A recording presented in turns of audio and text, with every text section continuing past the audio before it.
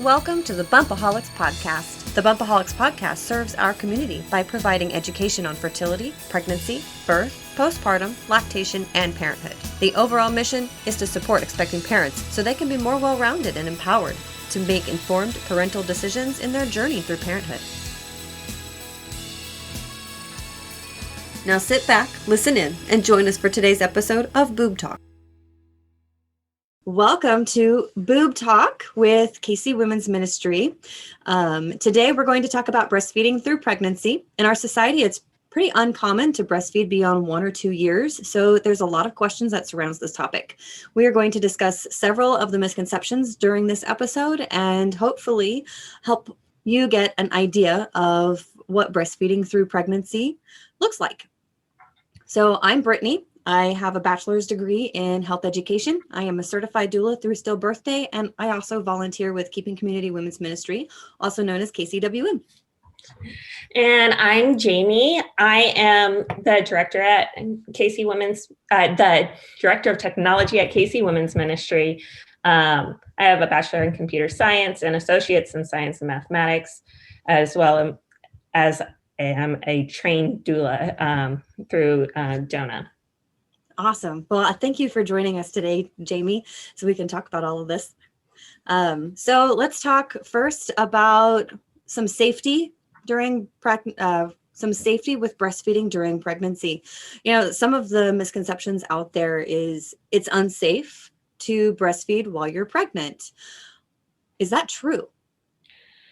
So we have an accumulating body of evidence that we have studies that show that you're breastfeeding during pregnancy. One of the big concerns is that you're using up a lot of nutrients from producing that breast milk to continue to feed your older child. Right. And one of the things is your body, a lot of women's bodies start to produce less milk during pregnancy. So that's less of a concern. And also, if you are well nourished and eating enough, then you are going to have those nutrients you need for both your unborn child and the child that you are continuing to nurse. Right. And as well as yourself. Right. Yeah. Which it takes a lot of calories to develop a baby, and a lot of calories. It's about 500 extra calories a day to nurse your baby. So I don't know where I was going with that. Yeah. So it's just, you need to be cognizant of what you are eating, make sure that you are eating enough. And this shouldn't be a huge issue in low risk pregnancies. And especially if you were well nourished before your pregnancy, you have those stores in your body to give you some of those nutrients, as well as what you're adding in every day. Right. And, you know, an OB and midwife will probably recommend that you take prenatal vitamins, which helps make sure that you have enough nutrients for both your babies that you're helping to grow and giving nutrients to. But your body it's amazing what your body can do. You know, you can nurse 3 or 4 children even at the same time. Think about those mothers who have 3 or 4 babies at once. Yeah, it's not that much different than if you had twins or triplets. Like the nourishment it takes to grow those 2 babies and nurse those 2 babies are going to be pretty similar as nursing one child while growing one. Right. And you mentioned the reduction in milk supply anyway through pregnancy. And that's mainly just because your hormones are changing in order to create the baby that's in utero. You know, that oxytocin throughout your pregnancy, it's reducing the amount of milk that you're creating because you no longer need as much milk. You know? Yeah, those hormones are kind of counterbalance each other. The hormones needed for pregnancy and the hormones needed to produce milk. They're not really designed to go side by side, all that. Right. Which is why women are told a lot of times that they cannot get pregnant if they're breastfeeding, which is a stretch of the truth. Yes. There are a lot of caveats to using breastfeeding as a method to not get pregnant. Absolutely. And some women, that's totally true for them. And then other women, not so true, even if they are exclusively breastfeeding. But we digress. I think that that's going to be a common theme throughout this discussion. Is it depends very much on each woman and their pregnancy. Absolutely. And like you were saying, if you're a high risk pregnancy, I would definitely talk to your provider and make sure that things are continuing to go well. And there's nothing wrong with using breastfeeding as a comfort measure for your child, because it's part of that growth together. It's part of how children, bond with their mom or chest feeding parent. It's a big part of bonding. So yeah, that's always fun. But I really found this quote on the La Leche League International, and I really liked the quote. According to Hilary Flowers, the uterus is deaf to oxytocin throughout pregnancy, and its sensitivity to this hormone only increases around the onset of labor. And it was from Hilary Flowers, Breastfeeding Today. So, that also helps to debunk one of the myths of the nipple stimulation from breastfeeding will trigger an early labor. Yeah, I mean, we have research that shows that nipple stimulation does help to induce labor, but this is only the case whenever a mom is ready to go in labor, whenever she is term. Before the pregnant person is at term, the uterus is not going to have the receptors that are going to react to oxytocin. And breastfeeding and nipple stimulation is not the only thing that causes your body to release oxytocin. We are not as scared about having intercourse while we are pregnant, and it causes a release of oxytocin as well. Well, not only the oxytocin release, but that natural, softening of the cervix that you get from the semen. So you're totally right. It's something that people are very scared of with the nipple stimulation, but not so scared of with sex during pregnancy. So, if you want to avoid having that risk of a preterm labor, then let's make sure we understand all that goes into a potential preterm labor. Which that's a whole nother talk. Yes, it is.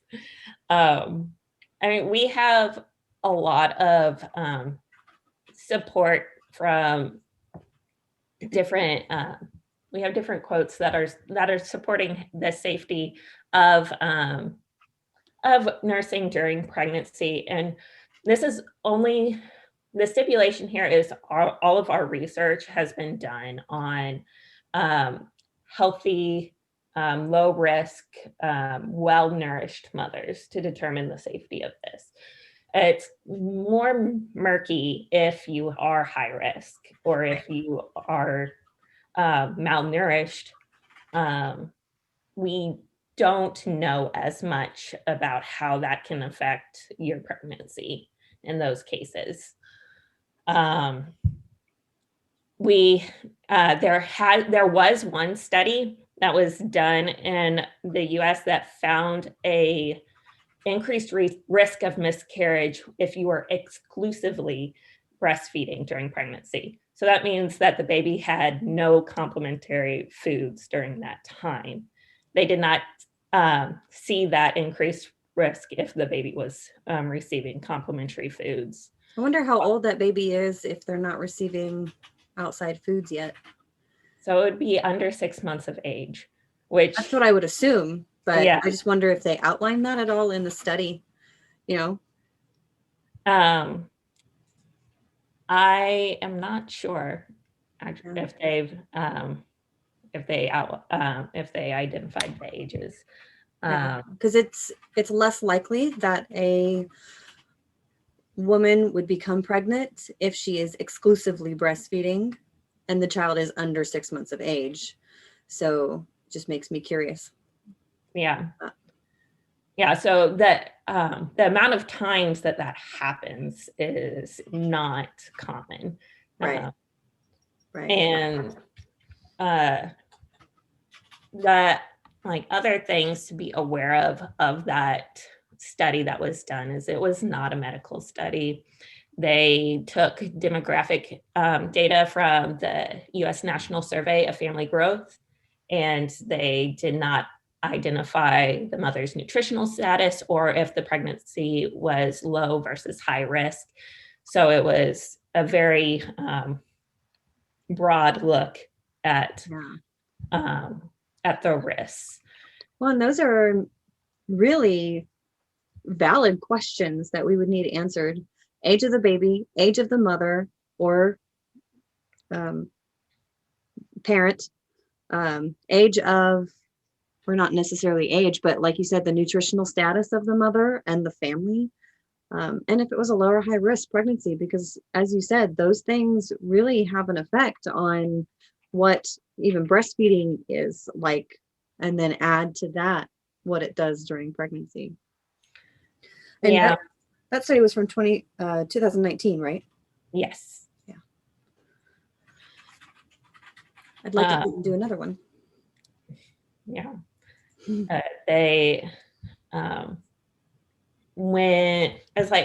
Whenever you're talking about that early on in pregnancy too, it's the effects that breastfeeding are having on your body are not, I mean, if you think about how it works, it's not going to, it's not as concerning. Like you're having uterine contractions at that stage is not likely to cause a miscarriage, because you can have some mild uterine contractions with other things at that stage, and it's not going to cause preterm birth in and of itself, likely. Yeah, unless there's some underlying issues. Yeah. Now, I had something in my head that I was wondering, and I've lost it now. I've forgotten it. Well, it's like when you're looking at some of these high risk pregnancies, and you're trying to decide if it's okay for you to breastfeed during this pregnancy or not, because we don't know how that could affect your pregnancy. You're also needing to take into consideration the stress of weaning. You know your body and your family and how weaning is going to affect you and how you're feeling while you're breastfeeding. And it's one of those things, since we don't have a lot of information, you need to go to have this discussion with your care provider and see what their evaluation of the risk, but also, you know, your body and you know your family and you know what your risk tolerance is. Right. Listen to that. Listen to your body for sure. You know, I remembered what I was thinking of. So I kind of compare it to physical fitness in a way. You know, they say if you were physically active and doing this particular activity pre-pregnancy, it's generally safe to do it during pregnancy. Yeah. Now, that's not saying that if you didn't do this particular physical activity, such as breastfeeding pre-pregnancy, to go ahead and just start during pregnancy. You know, maybe I just want to start kickboxing during pregnancy and I didn't do that before. You know, that can cause some damage or some higher risk levels because your body is now adjusting to something new. But that's been one of the basic recommendations with that I've seen multiple times of if you do it before pregnancy, you become pregnant and you continue doing it, it's usually safe to continue.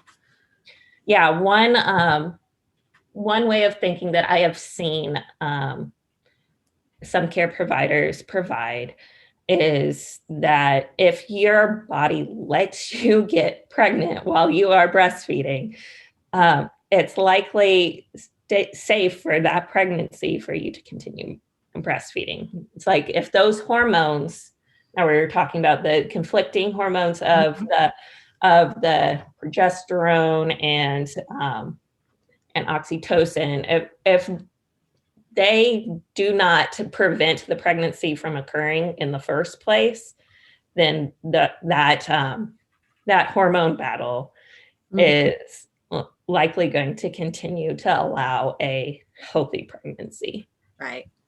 Right.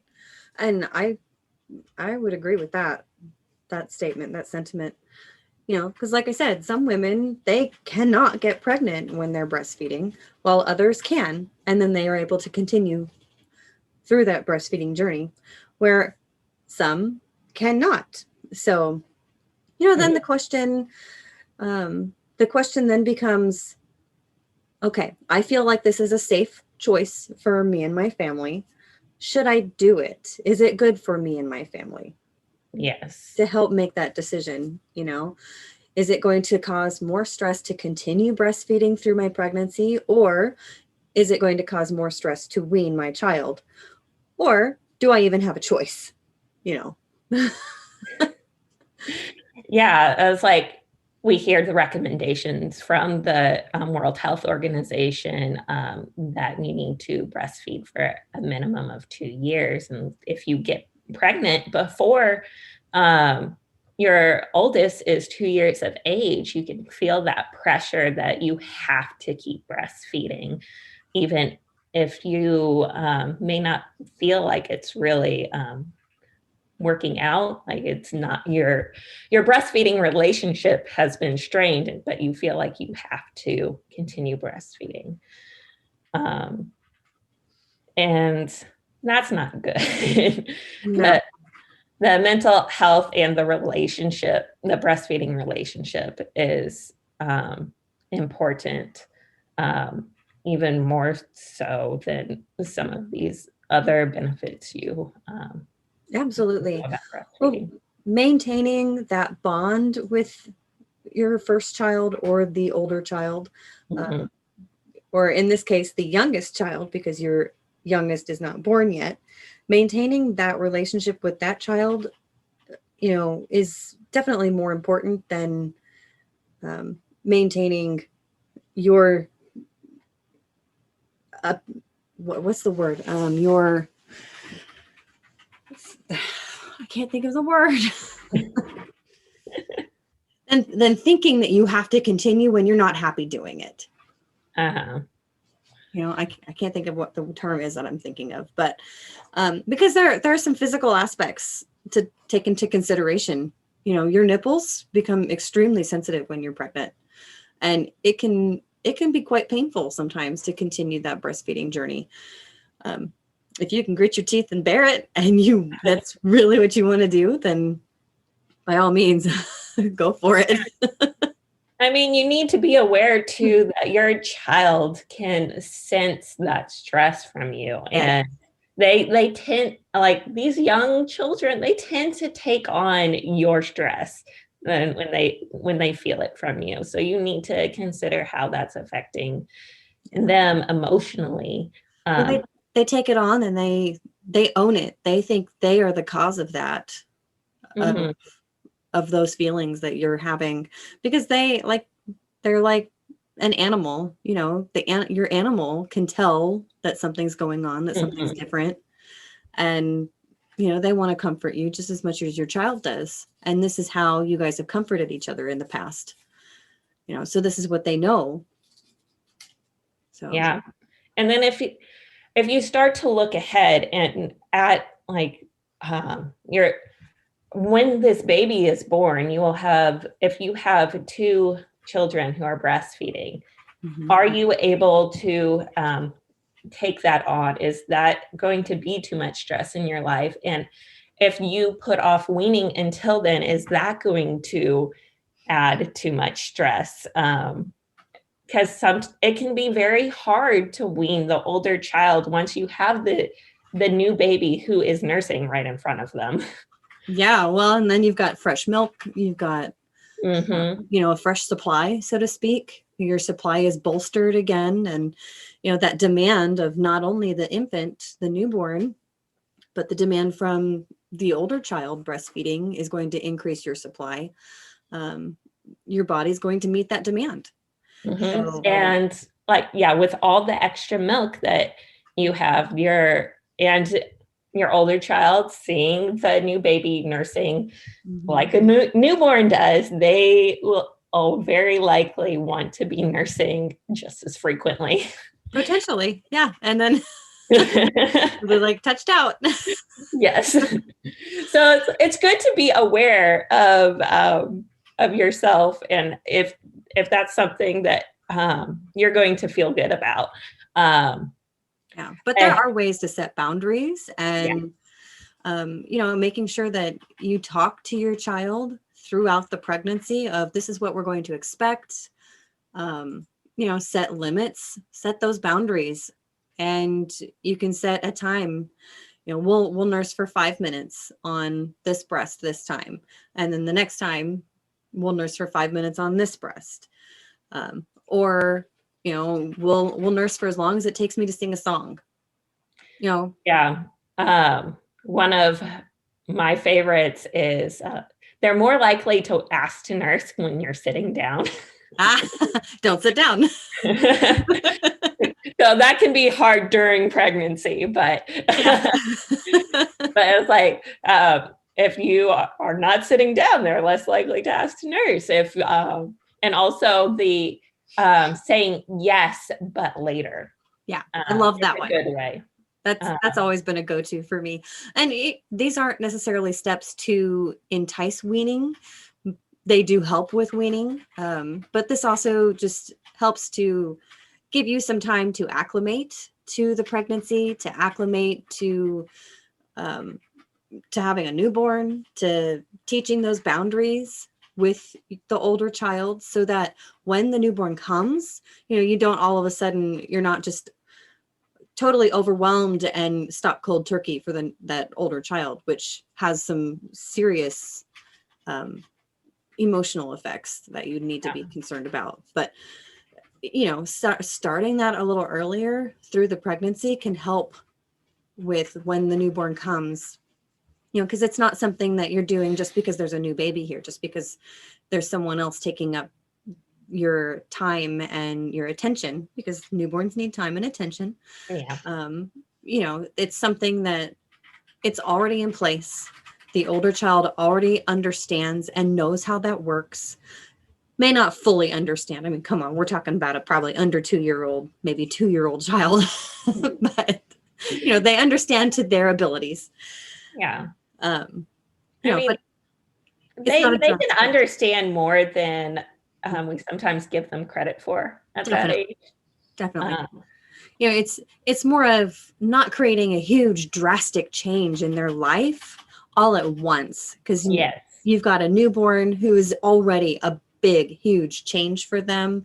And then you're adding their loss of that comfort, the only comfort they've really associated with that breastfeeding. Of course you comfort them in other ways. Yeah. But, a lot of times when my kids hurt themselves, that's one of the first things they go to. They want hugs, and then they ask milk. So, you don't want to necessarily totally take that away from them. Yeah. Without a preparation. Yeah. The big life changes can have like all sorts of effects on a child, like just the pregnancy and the new baby in and of itself. You can expect some regressions with your older child as that's happening. I know one thing that I experienced with my oldest was like he was completely potty trained, but then started having a ton of accidents. Yes. And My did that. It's like part of that is like that emotional regression with big life changes, but also as pregnancy progresses and when you have a newborn, that colostrum has a laxative effect. So that can make it even tougher for those older children that you thought were potty trained and suddenly are having accidents all the time. That's a good point to make, because you could sit there and not realize that and think you're just doing this for the attention, where it could literally be a physical thing that they're fighting, and they can no longer hold it because of the colostrum effect. Yeah. So some other changes in the milk supply can, around, most places say the 4th or 5th month, some a little earlier, some a little later, but around the 4th or 5th month, that's when you start to see that decrease in milk supply. And of course the composition changes because it's starting to transition back to colostrum. And you've got some taste changes too that the baby's going to notice, because colostrum tastes different. Yeah. So no matter what your intentions are about how long you want to breastfeed during pregnancy, or if you want to tandem nurse after pregnancy, sometimes your child's going to take that decision away from you because of these changes that happen during pregnancy.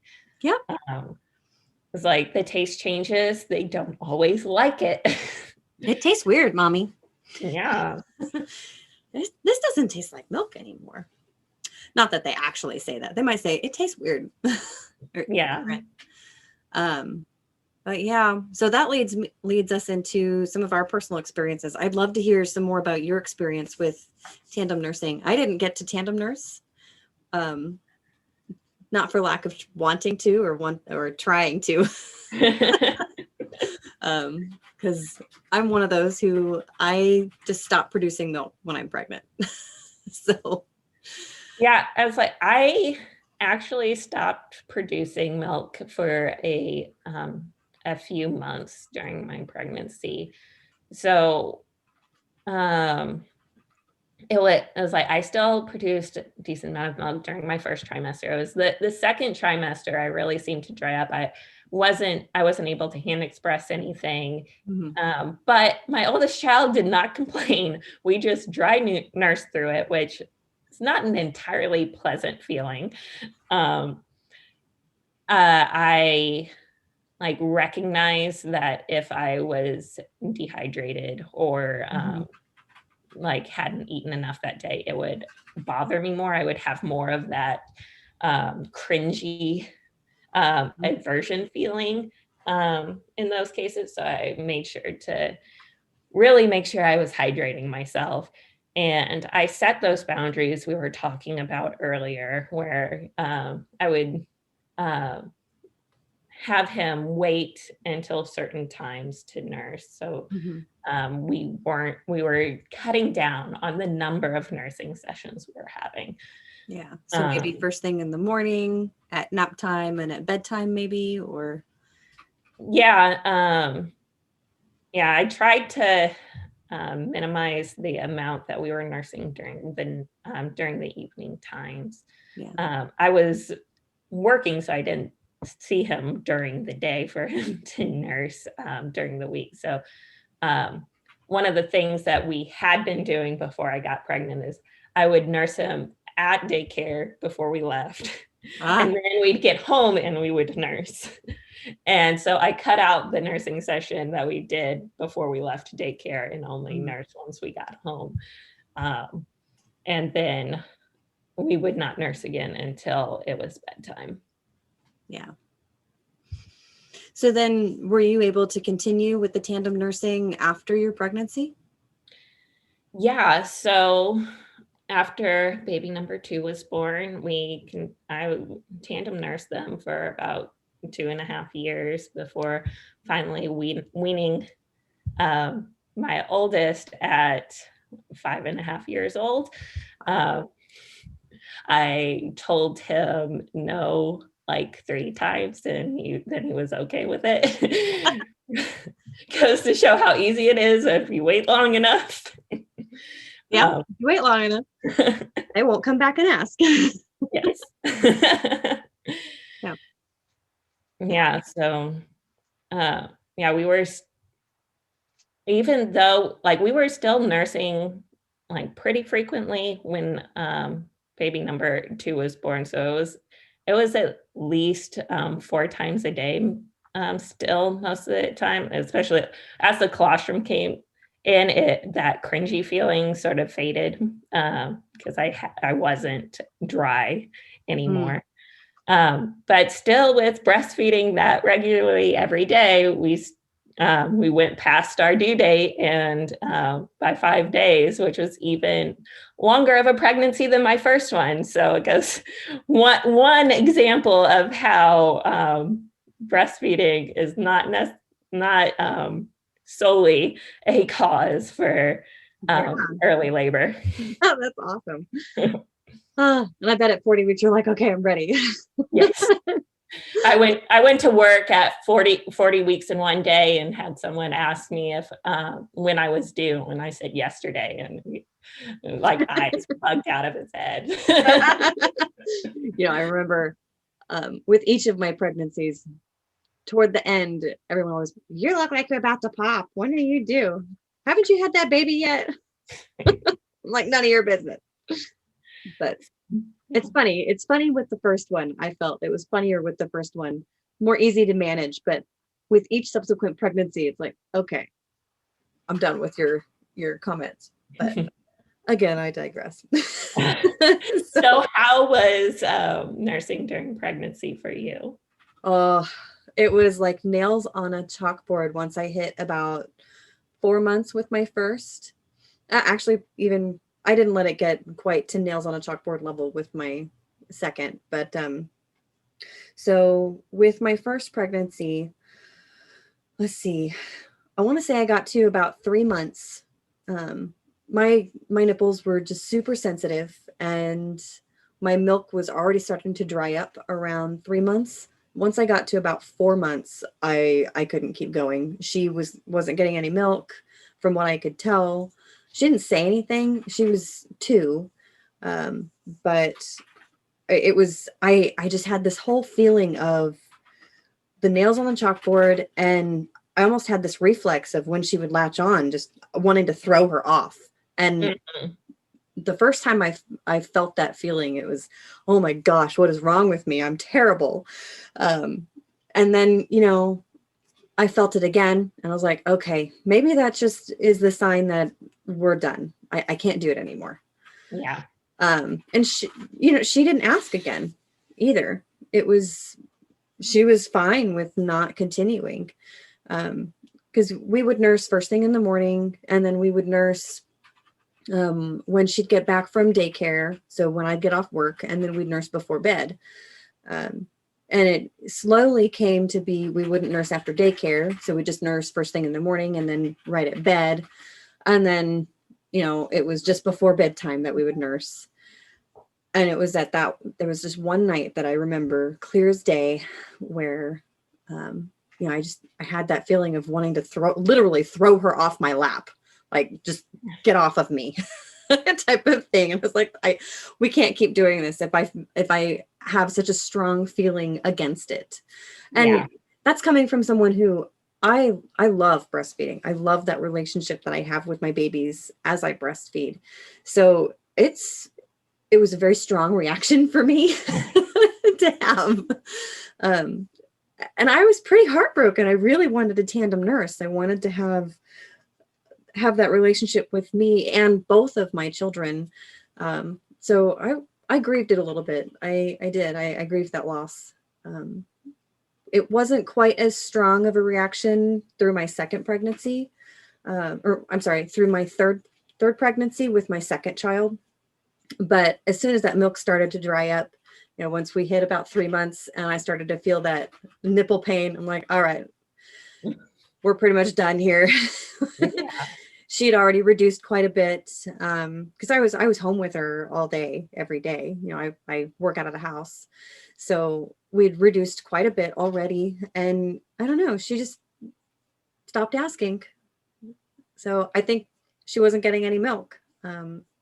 It's funny, after my third baby was born, a couple weeks later, she had asked to try. You know, she was so cute. She just kind of nuzzled on me and she was, "Mommy, try." And she's talking at this point. I mean, she was 1.5 or 2.5. She was 2, because they're almost 2 years. Duh, they're almost exactly 2 years apart. So she's 2. She can talk, but you know, she asked to try, and I said, "Okay, well, let's give it a try." And she kind of put her mouth on me, and you know, it was like she forgot what to do. It was like she'd forgotten how to nurse, and she never really asked again.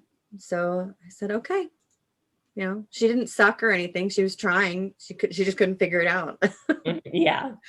So But some children are able to come back to the breast after weaning during pregnancy, but many just kind of forget how to nurse too. yeah, I didn't know that was possible.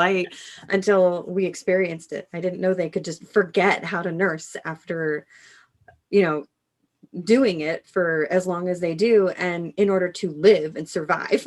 Yeah. No. You'd think that would be a bit more ingrained, right? Yeah. So, needless to say, I did not get to tandem nurse after my second or third pregnancies, but I still feel like we had a great relationship. You know, a breastfeeding journey with both of my children. We got to 2 years with my first, and she was just shy of 18 months with my second. So I really wish we had gotten longer with her, but you know, the pregnancy took that choice away from me. So, you know, it's okay. Yeah. I didn't grieve that one quite as much as I grieved the first one. So, and yeah, you were more wise. And I understood a little more about what was happening. Yeah, it wasn't that I didn't cherish it as much. It was just that I knew it was okay to stop that particular part of our journey together and start a new chapter in our relationship.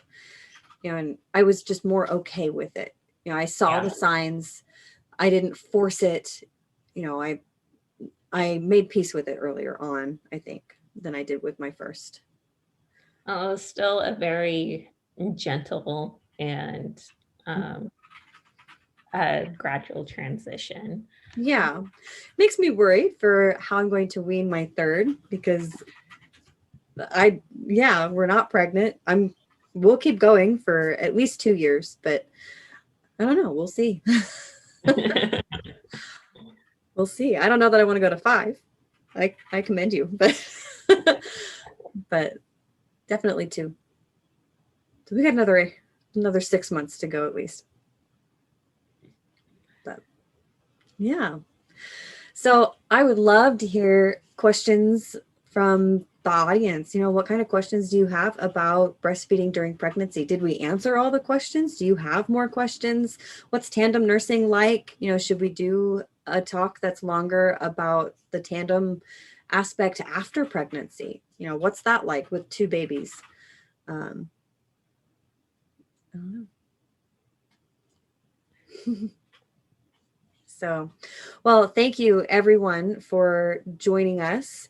Real quick before we go, we do have an enrichment on this evening. So Thursday, February, what is Thursday's date? February 18th. We have an enrichment about the NICU. It's called NICU Basics with a NICU nurse. And it's about what to expect in the NICU. It's a really important enrichment that we're going to be having because you never really know what to expect. So it's best to plan and be prepared so that if you do end up in the NICU with your baby, you don't have the fear regarding what you're expecting. You just have that innate sense of, I'm here to take care of my child. So We would love to see you guys there. You can go to our website, kcwomensministry.org, and go to the events page, and you can sign up there. But otherwise, we'd love to hear your questions. We'd love to hear about what kind of topics you guys want to talk about, and go ahead and send us those questions through our comments, or go through Patreon and let us know what you want to talk about next. Thank you for hanging out with us. We loved having you here. Don't forget to hit that like button, because you know we deserve it. Leave a comment to let us know why. Your participation and constructive feedback helps us grow and shapes our community that you can be a part of. Be sure to follow us on all of our socials so you can stay in the loop for upcoming videos, live events, fundraisers, and Patreon goodies. Goodbye for now. We'll see you soon.